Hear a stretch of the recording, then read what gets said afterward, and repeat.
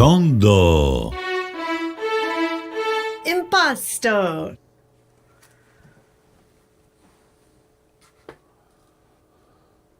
Okay. We're alive. We are alive and we are live. Okay, well, dobro utro, Good morning. good morning, Chin buongiorno, chin chin. Let's begin with some coffee. Favorite part of the morning. Yeah, well, without that we cannot make it. We need the coffee. Welcome to Tondo Impasto. This is episode 24. Wow. 24 episodes. Plus we did 15 preview. Yeah. So we've got a lot of content that we've put up there on the YouTube. Yeah, well, So my name is Amy. I'm Kras. And we're live streaming every Monday through Friday, cataloging our family's legacy. And starting with Boris Gorinov, my grandfather, your father, Yeah, and his wonderful miniatures. And they are done in the impasto style. So that's where the name impasto comes from. yeah. After we finish going through thousands of his paintings, we're going to I think we're going to reach 120 today? I don't know, I'm losing track. Me too. Yeah, well, we'll write them down. You guys get to be with us while we make mistakes and just sort of figure this thing out, because we're not professional archivists, we're not conservators. You're an artist. Yeah. I'm a mom. You're a granddaughter. I'm a granddaughter. The best granddaughter that my parents have. Yeah, well, And I do, you know. yeah. So it's, because you're doing so much for that, you know, it's incredible. it's a privilege. Yeah. It's a privilege. And I'll tell you, no matter what, this is my favorite part of every day. Yeah, it is. We discover every day some treasures. you know. Yes. It's unbelievable. Yes. There's another treasure today that is celebrating a birthday. Oh, that's right. Yes. My mom, Yeah, my wife. yeah, your wife Yeah. of 56, 6. but soon to be 57 years. Well, in December. Yeah, you guys will celebrate 57 years. Yeah. Not a lot of people can say that. Yeah. It's, Not in today's age. Yeah, it's amazing that we lasted for so long. But that's how it goes. Yeah. So happy birthday, Mom. Yeah, happy birthday. We wish you could be with us, but you know, it's she's getting up there and it's probably just a lot of stress. Yeah. I don't want to make her feel uncomfortable. Yeah. She's welcome anytime, open invitation Yeah. when you're feeling up for it. And so on that note, you probably noticed this beautiful green plant in here. Oh my God. That's zdravets. This is zdravets. I wish you guys could smell this because it has such a beautiful, Oh my God. It's like a Right? medicine. it's like medicine. Yeah. It's beautiful. Every morning before I come in here, I actually touch this plant.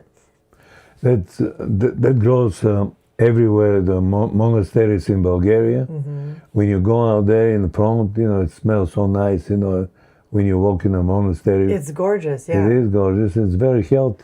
Well, it's associated with health. I think the English or Latin word is marjoram or something like that.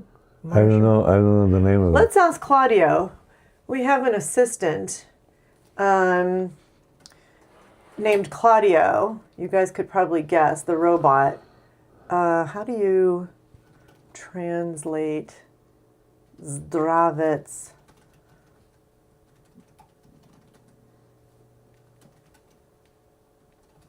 It's known for medicinal qualities.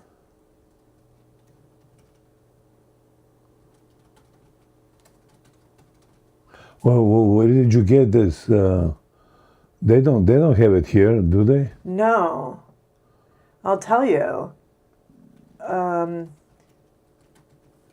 I think. Hold on one second. Sorry, you guys.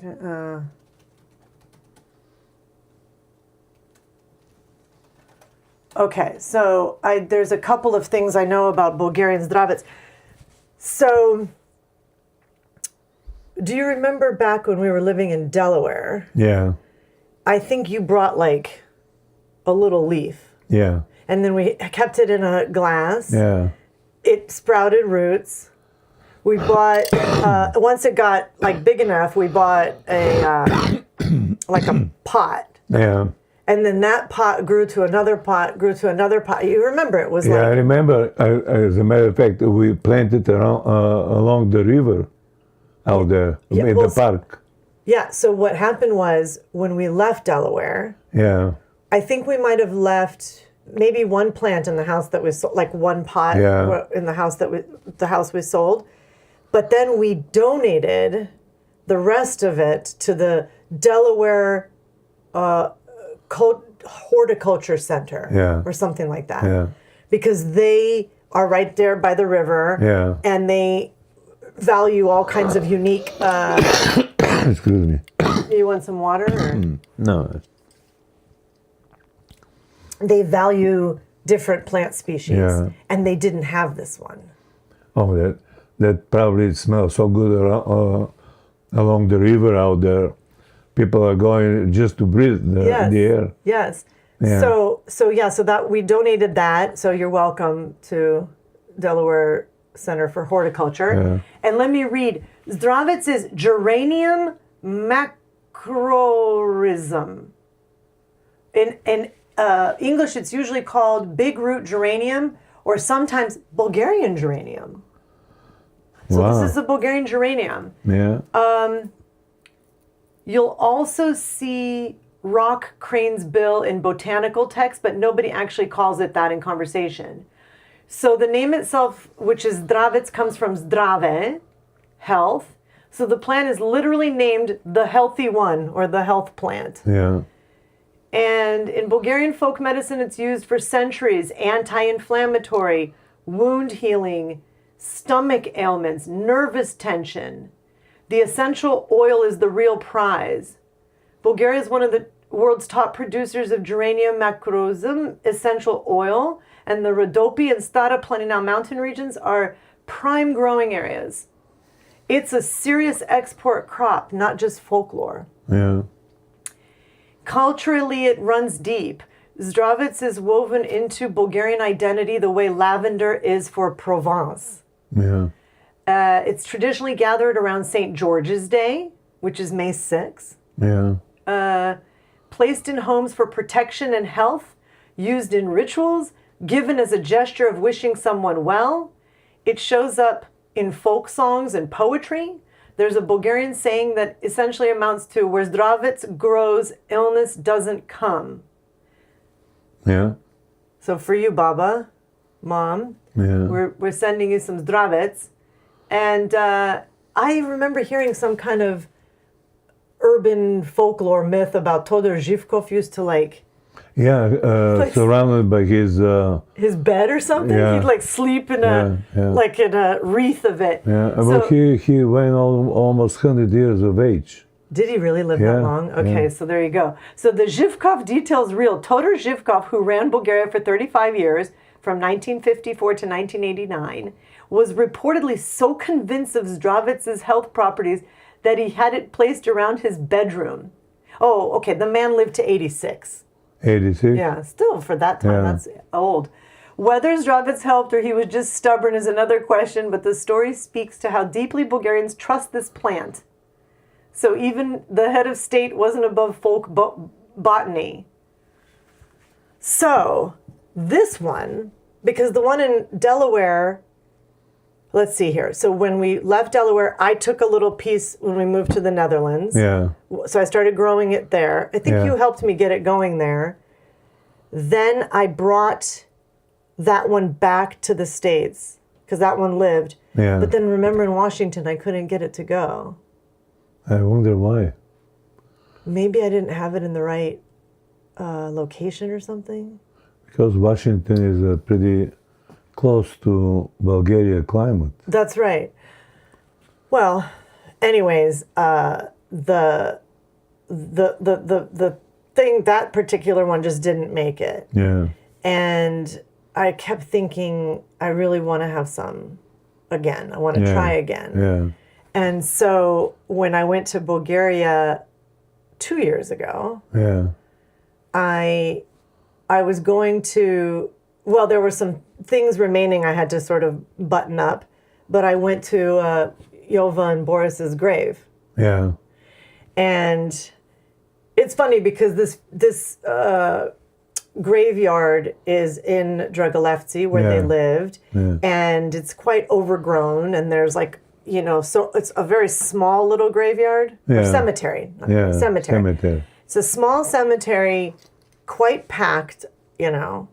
They picked a particular plot where they wanted to be buried together. Yeah. So every time I go, when I visit Bulgaria, and we all have gone before together, you know, it's kind of a little bit like, can we find it? Because it's not. Yeah, well, it's so much vegetation out there. It's just kind of. You can't see. So I went over there, I cleaned it up, you know, just kind of picked out some weeds and stuff like that. And by the way, I should say, I am the opposite of a green thumb. I can never keep plants alive. I mean, I know you're so good at it. You just like put something and it grows. Yeah. I cannot do it. So I thought, well, maybe I'll clean it up a little bit here. And then there was one little piece sticking up out of the grave, almost like telling me, like, take me with you, take me. So I took it, and then I just kept it in like I was in an Airbnb, I kept it in a little cup with water. Yeah. And then when it came time to fly back, I just wrapped it in some moist paper towel and put it in a Ziploc. Yeah. So anyways, no disrespect to the customs. Hopefully I didn't do something that was, I don't know if you're supposed to be bringing like plants. Well, this is a healthy. This is healthy. I'm not bringing in something illegal or. Yeah. But anyways, I got it going. Yeah. Well. So beautiful. I can see it's growing. Yeah. So when we drove from Washington down to Arizona, we brought this with us, and it keeps going. Yeah. Yeah, it's gorgeous. Yeah. It smells so good. It's just like in Bulgaria. Right. Yeah. And it's got this kind of you can almost. Yeah. The oils are just potent. I've seen somewhere in the country with the same leaves and stuff like that, but doesn't smell. You know, it's very close to. Correct. No, this one is the Bulgarian one. Yeah. Yeah. So. You don't have any at your place? No. No. Okay, we got to take a piece and start growing it over there. Yeah, I will. We have one growing at Eric's. Yeah. Yeah. From just a little leaf. Yeah, but that's what it takes. So we can get one going in our apartment. Yeah. Yeah. Maybe we'll start a side business. If anybody's interested, we'll send you a little leaf for you to start a starter kit. Yeah. For the Bulgarian geranium. So the only other thing I wanted to point out is this little Easter egg. If Julie and Julian are watching, this is a pink Jeep. We had a lovely dinner with our friends from Seattle last night, and they took a pink Jeep ride in Sedona. Yeah. And well, they have those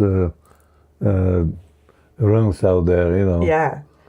Yeah, so you have to they were talking about how you have to get certified to be the driver to take the people, because you're literally... No, it's very dangerous. You're going like up and down cliffs and stuff like that. So this was from a long time ago when we did a pink Jeep ride. But anyways, thank you guys for subscribing. They're new subscribers. So, okay, well, should we start with our first painting of the day? Yes, we will. Okay, so let's see. We've got 5 for you today. And, so today's the first one is 116. And here we go. Boom. This one hits you with the gold. You can take it off of that if you want, because I have it up on the close-up. Wow. What do you think? Beautiful. Well, that's spacey. Right? Yeah. We have it listed as an abstract. Yeah. It's, okay, so we do some descriptions for visually impaired and anyone that's just driving around to hear our paintings, and we like feedback because I don't know if these are great. But beautiful. Yeah, so this is, Claudio says it's a wide, sweeping curve of golden yellow that rises from the lower left, warm and heavy like sunlight bending through water. The center is dark, deep greens, almost black, with the weight of something you cannot quite name. Crimson and red strokes cut diagonally through the middle, crossing over and through each other like branches or rigging. At the right edge, blues and whites swirl together, cooler, pulling away from the warmth. Small touches of coral and teal are scattered through like sparks. The palette knife work is thick, confident, the kind of surface you want to touch. It's nearly square and it's mounted on a white passe-partout. And the subject is, Wow. what does Kras see? Oh, and by the way, when you turn it over, there's a sticker. Oh, 54. 54. Yeah, so we'll put it on our little easel that we have here for a nice close-up for you guys. Here you go. So, what do you think? Excellent. Yeah, so that one is, it's abstract, right? And was it? Would you say abstract? It is abstract. It's an abstract. Yeah. Yeah, I agree. Don't you guys think it's an abstract? Yeah. But it's just tiny. It's a 7x7 just about. So this is like 2 3/4 inches by 2 3/4 inches. And so much insight, when you look at it through the magnifying glass, it's unbelievable. I bet on that big screen on TV you can see everything. Yeah. All the details. Yeah. It's quite stunning. So that is painting number 1 for today. So here it is mounted on the passe-partout. Yeah. And you spell passe-partout P-A-S-S-E, like passe, and then P-A-R-T-O-U-T, part out, but French pronounce passe-partout. All of ours today are basically on passe-partout. Maybe it's from the same show that he had. Well, so here's the thing. Now that we're like, oh, here, let me show the sticker on here. See, there's the sticker. It's kind of washed out. So I think that's 54. Yeah, it is 54. You think so? Yeah. Okay. So that's 54. And we've got now, I think we're up to 3 different kinds of stickers with, so, we don't know which one is from which exhibition, but we're putting the pieces together. Number 2. Wow. Wow. That one is a wow. Yeah, that's Black Sea and wow. Right? I mean, just stunning. It is stunning. My pen is running out here. Wow. So, the sea, pink and mauve sky stretches across the top, soft and warm. The kind of sky that comes just before the sun clears the horizon. Below it, lavender and purple water fills the center of the painting with bold white strokes catching the early light. The palette knife dragging cream and silver across the surface like foam pulling back from the shore. A rocky headland pushes in from the upper left, built up in yellows, blues, and warm earth tones. In the foreground, dark burgundy and deep purple forms sit heavy, rocks or vegetation anchoring the composition. The light comes from the right, which is east, consistent with Bulgaria's east-facing Black Sea coast. So perhaps a sunrise. Here it is in the studio. Look at that, you guys. Just gorgeous.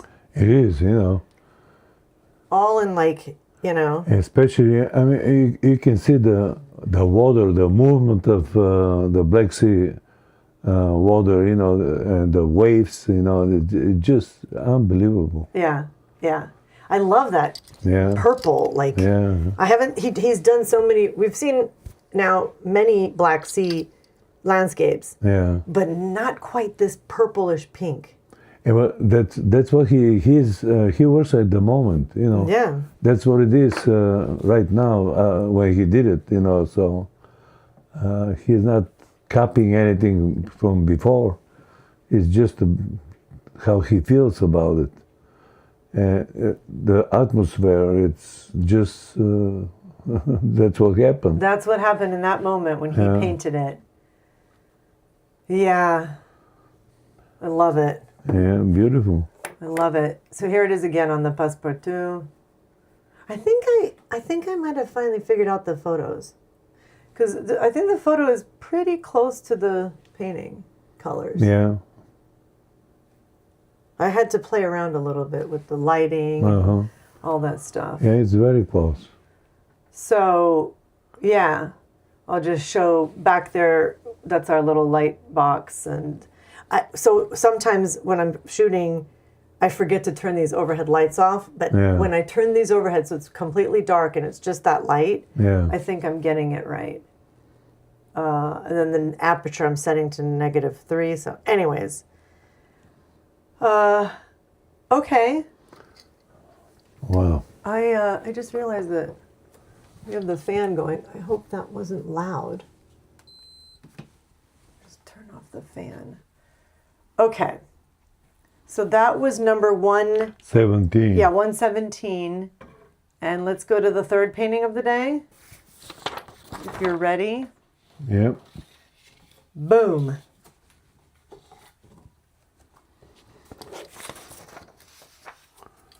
Oh, that's another abstract. Yeah. That's what I thought too. Right? Mm-hmm. Wow.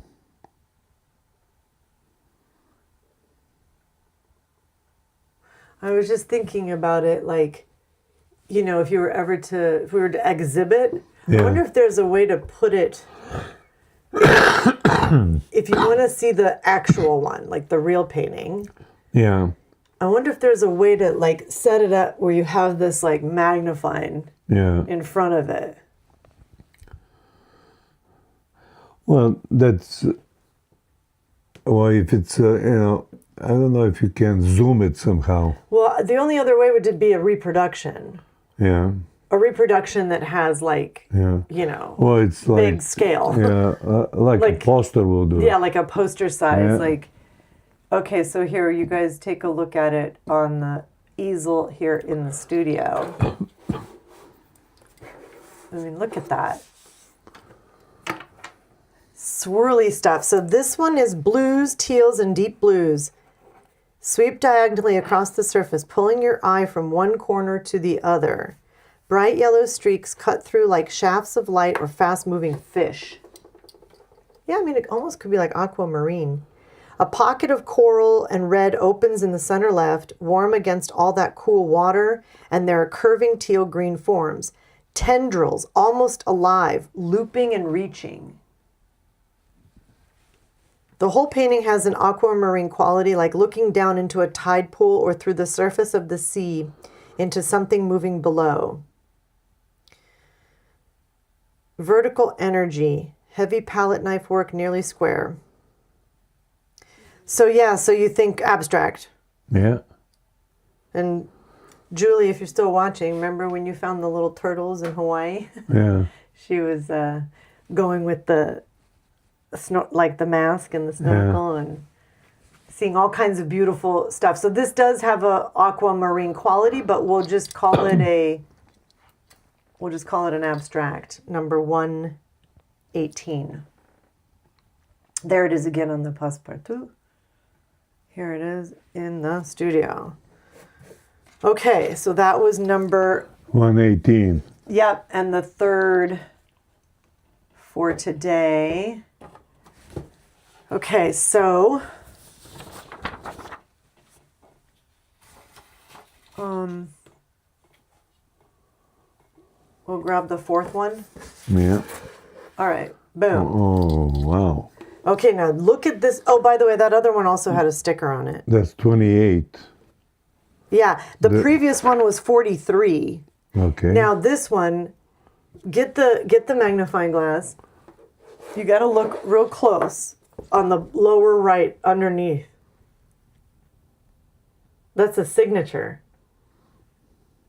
Can you see it? I'm trying. All right, so boom. This is it. This is the painting. And I don't know if you guys can pinch and see.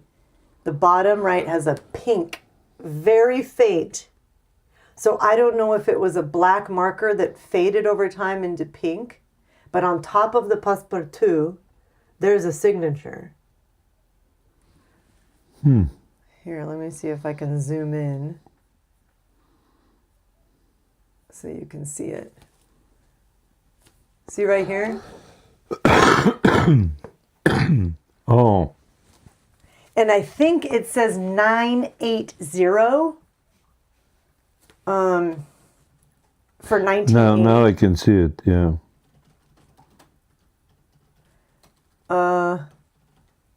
You guys can like pinch in.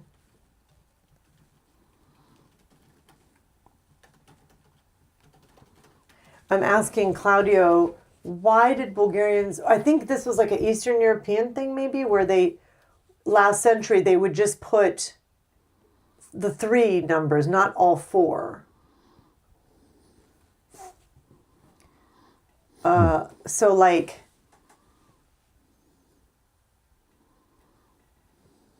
oh, so Claudio's saying, I want to be honest.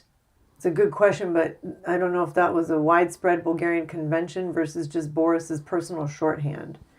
I think I've seen other people dating things like that with like the 3 numbers, 980 instead of just 1980.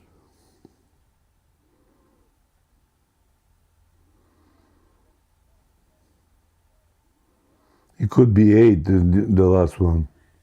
88? 78, maybe. I thought it was 980. I want to show. We'll show you guys in the on the easel in a moment, but 28. that's number 28. Okay, so here, the close up of it, and I will. Can you guys see down on the bottom in pink? Yeah. Or maybe 78? It could be 78. Hard to see. Or not, I think it's like 980. I don't know. But let me read the description. Earth tones and fire. The palette is olive, brown, warm gray, grounded and heavy. Then a bold yellow horizontal band cuts straight across the middle like a horizon line or the edge of a table. Above it, deep crimsons and reds flame upward, with yellows and whites flashing in the upper corners. Below the yellow band, more swirling warm tones pulled downward.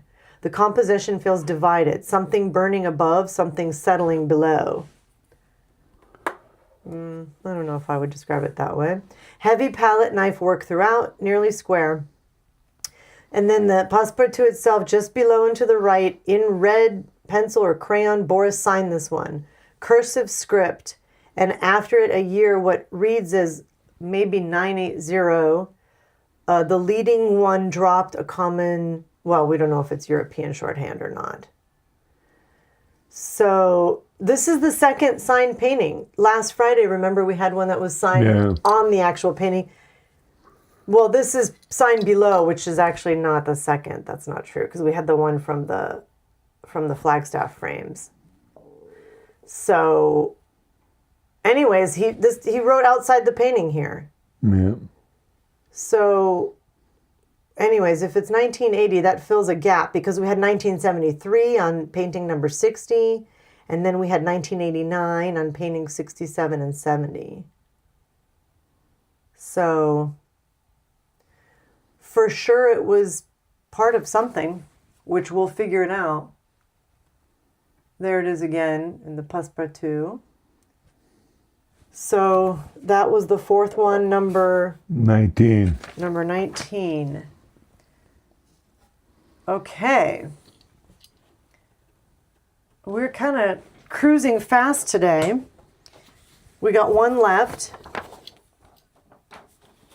One final painting and boom. Wow. Another beauty. Another absolute beauty. Yeah, it's abstract. Another abstract. Yeah, it's just like different planet or different. It's incredible. You know the movement and the forms.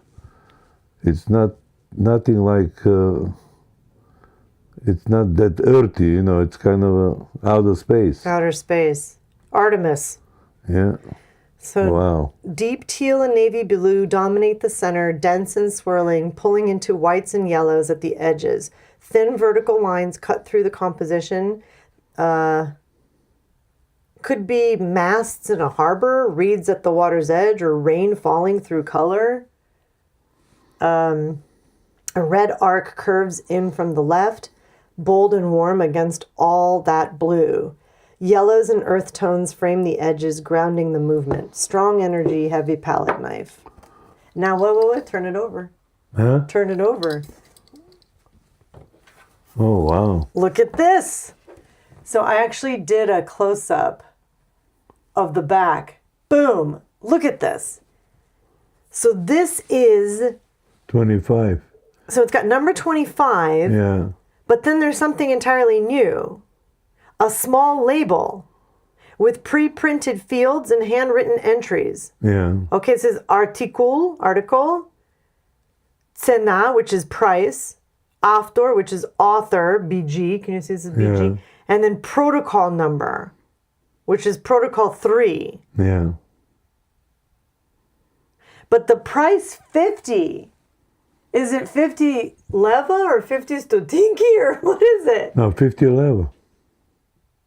If it's 50 leva, let's just guess that it's from what do we want to say, 1970, 1980? Yeah. We'll say, okay, so we're going to ask Claudio, how much was 50 leva worth back in...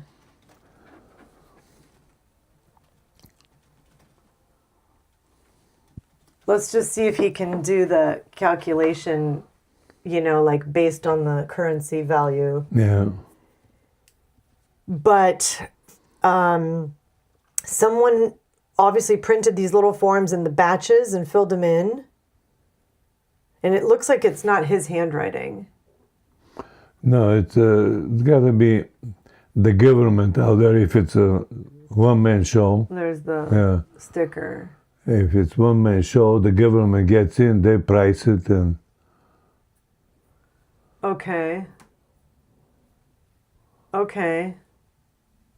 So we're looking for the Communist Bulgaria purchasing power 50.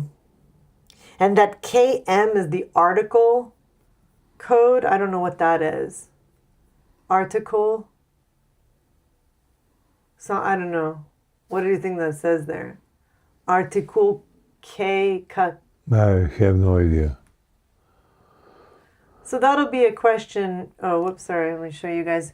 There it is again. So that'll be a question for our art historian, curator that we will talk to. Worth investigating.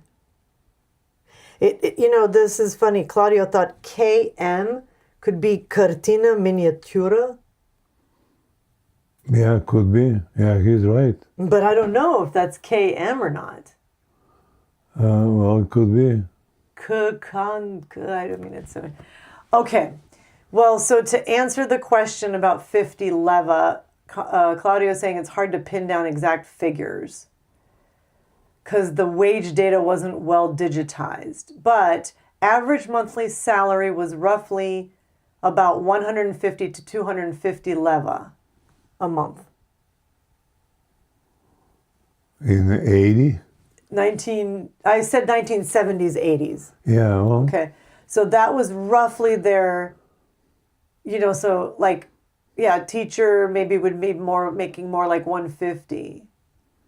So if he was charging 50 leva, that would have been something like a quarter to a third of a monthly salary. So it's not trivial, but it's not extravagant either. So that's interesting. No, I remember, where your grandmother, she had a production of ceramics and stuff like that. Yeah. She was making pretty good money. Right. So she gives me 50 leva.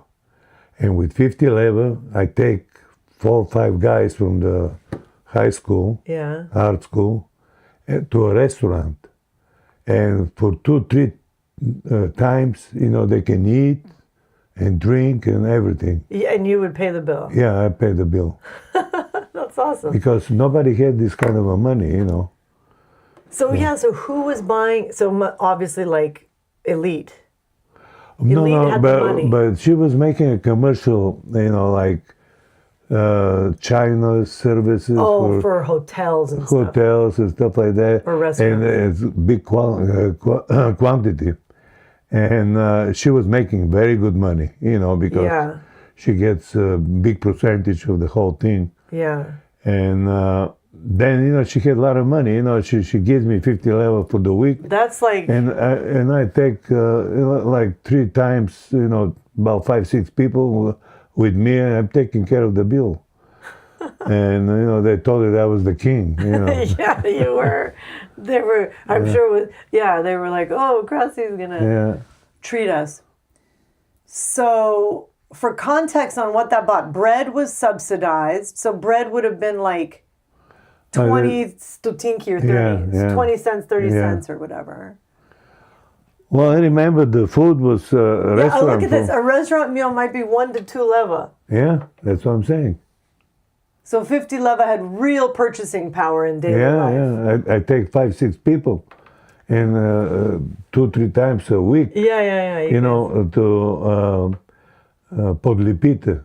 That restaurant was there then. Oh yeah, it was one of the first one. And they had a very good menu, like until nowadays. Yeah, it's a good restaurant. It's up in Lozenets, right? Yeah. What is Lipite? What is Pod Lipite? It's a good restaurant. Lipite is a tree. So it's under that willow.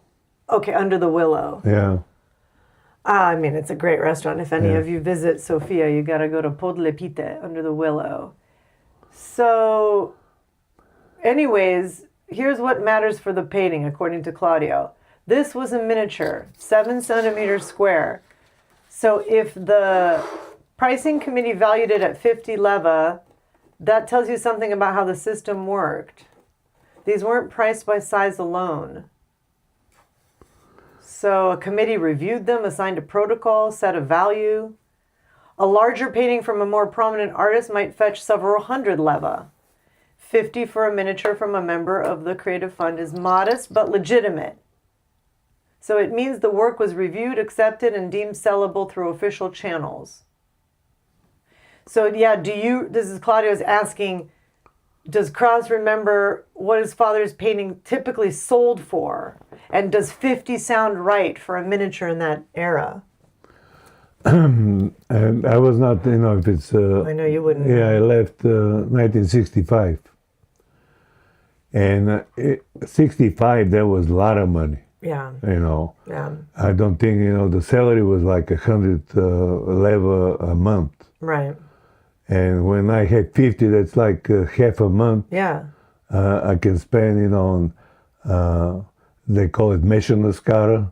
Oh, yeah, it's mixed grill. Mixed grill, Mixed grill. So it's got like everything. Kebab and steaks and everything. shishes and and those bread that they made bread. Pita. Like a pita, but even better than a pita,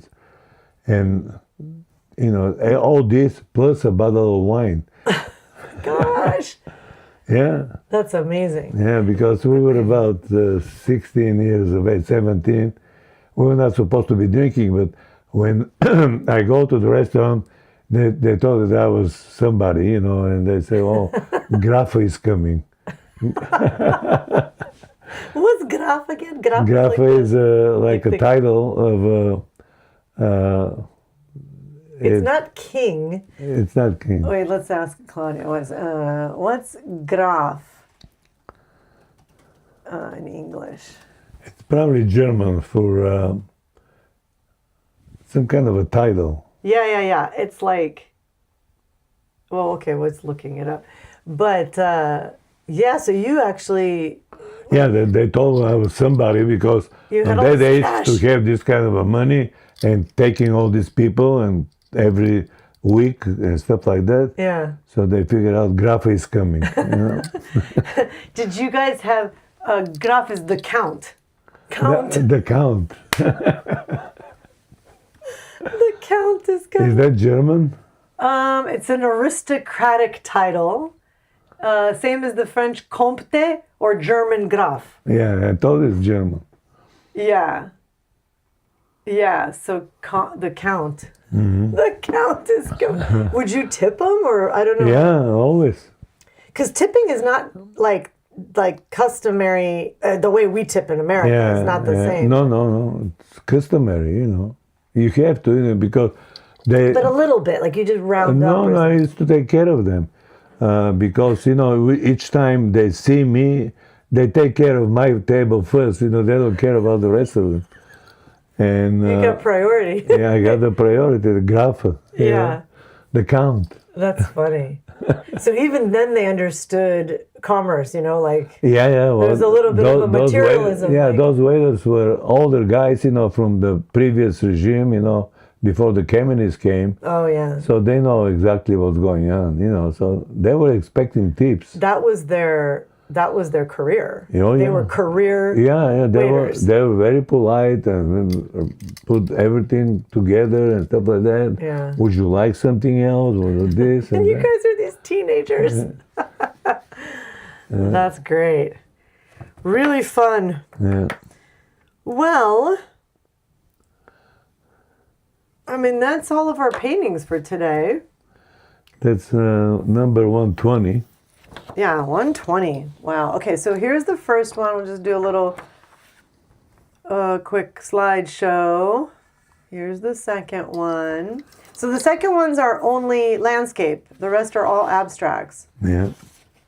There's the third one. There's the fourth one. And then this one can be yours, sold for 50 leva. Well, apparently it didn't sell, you know, That's true. because still that's a lot of money for them, you know. Yeah. And especially when it's so little, you know, they're watching for big stuff, you know, for 50 level. That's you know. true. It's like, why would I Yeah. want more. And then you have to have the quality of thinking, you know, to see what it is. Yeah, exactly. And, you know, those people are looking for different stuff. They don't you know less is more. Yeah, no. I think, like, that's funny. Okay, well, on that note, it was a bit of a shorter stream today, 45 Okay. minutes, but we'll be back tomorrow. Yeah, ci So- vediamo domani. We'll see you tomorrow. Chin chin. Chin chin. Do widzenia. Doviđenja. Arrivederci. Yeah, thank you so much for sticking around. We hope you enjoy. And happy Monday to everybody. Yeah, and happy birthday. And happy birthday to Yeah, Bee, yeah. the beautiful Bee, Yeah, the Contessa. If you're the Count, yeah, she's the Contessa. yeah. Grafinja. Grafina Beatrix. Yeah, She is a queen. She's the most beautiful queen, and we're lucky and we love you, Bob. yeah. Baba. Yeah. Happy birthday, and we'll see. Yeah, so we'll see you tomorrow, Tuesday. Yeah, yeah. Ci vediamo. Okay, bye bye. Bye now. Tondo.